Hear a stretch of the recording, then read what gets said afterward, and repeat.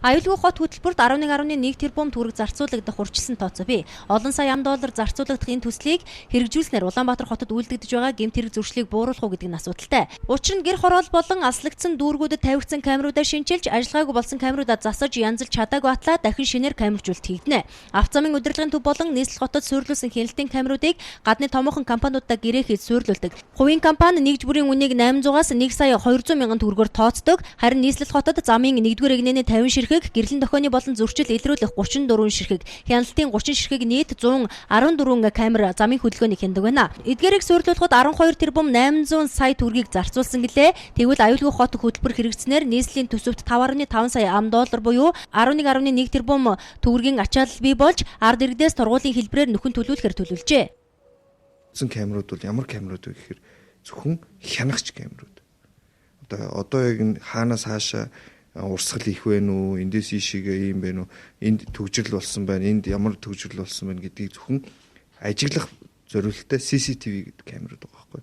Тэгэхээр одоо бол ямар камерууд авах гэдэг нь тэгэхээр дөрвөн замын уулзвар дээр дөрвөн тишийг харсан бүх одоо зөрчлийг илрүүлэх боломжтой. Жишээ нь зураас давж зогссон бол илрүүлнэ, одоо 2 дугаар эгнээс иргэсэн бол одоо буруу иргэсэн бол илрүүлнэ, мөн одоо улаан гэрлэр явсан бол илрүүлнэ тий. Мөн одоо жишээ нь гинт урсгал сүрж иргэдэг хүмүүс байдаг шүү дээ. Урсгал сүрөөд явж байгаа машинуудыг бас автоматар илрүүлнэ. Шууд тэр дорн торгуулын бичиж явуулна гэсэн үг.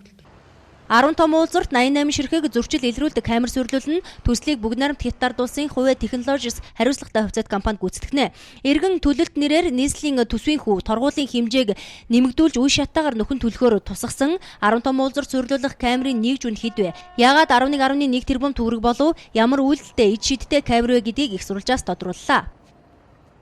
Дэлхийд бол одоо хамгийн сүүлийн үеийн Монголд энэ технологи байхгүй, шинэлэг технологиг тэр компани өөрөө бүх хөрөнгөө гаргаад дараа дахин одоо дараа төлбөртөөр хийж байгаа бүх төслийг бол одоо энэ журмын дагуу бол гэрээ хийдэг байгаа. Буцааж төлөлтийг бол угаасаа жил болгон нийслэлд бол энэ зам тээврийн зориулсан төгжрлийг бууруулах, замын аюулгүй байдлыг одоо замын хөдөлгөөний аюулгүй байдлыг хангах чиглэлээр бол хөрөнгө мөнгө зарцуулагддаг.